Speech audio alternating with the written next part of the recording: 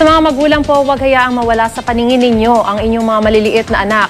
Sa Taguig, isang 9 na taong gulang na batang babae ang natagpo ang patay matapos utusan ng kanyang lola na bumili sa tindahan. Ang biktima hinihinalang ginahasa pa. Ang mainit na balita hatid ni Von Aquino.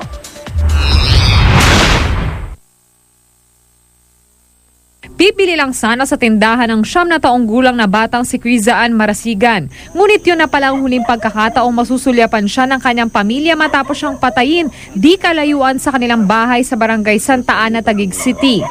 Kwento ng kanyang ina, inutusan lamang daw siya ng kanyang lola na bumili ng diaper ng kanyang kapatid. Pero makalipas ang halos 1 oras, hindi na raw ito bumalik. Agad daw humingi ng tulong ang kanyang lola sa barangay upang hanapin ang bata. Natagpuan nila ang wala ng buhay na batang si Crizaan sa madamang lugar na ito sa labas lamang ng bahay ng suspect na si Mario Cruz na wala naman doon ng mga oras na iyon. Hinala ng mga otoridad, ginahasa rin si Crizaan.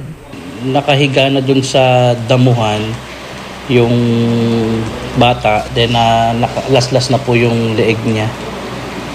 Ayun, then nakita din namin yung bahay na may mga bakas ng mga pinaghugasan ng kasi nakababa na yung underwear niya then nakataas yung then namamaga yung ari ng bata. Panlulumo at galit naman ang nararamdaman ng kanyang ina na wala sa kanilang bahay na mangyari ito sa kanyang anak.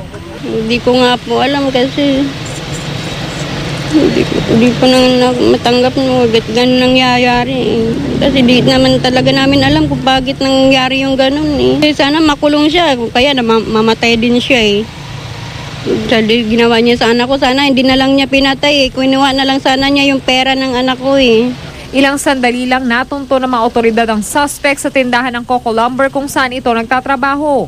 Ayon sa mga tanod, bagong ligo raw ang suspect at walang suot na underwear. Bagamat hindi inamin ng suspect ang krimen, malamig na rehas pa rin ang kanyang kinabagsakan. Kuya, ikaw ba'y pumatay? Napag-alaman din ng mga otoridad na ex-convict din ang suspect na si Cruz sa kasong rape. Patuloy naman ang investigasyon ng Taguig PNP bagamat tikom pa ang kanilang bibig ukol sa detalye ng krimen. Plano naman ng Barangay Santa Ana na higpitan pa ang pagpapatupad ng curfew sa kanilang lugar. Von Aquino, GMA News.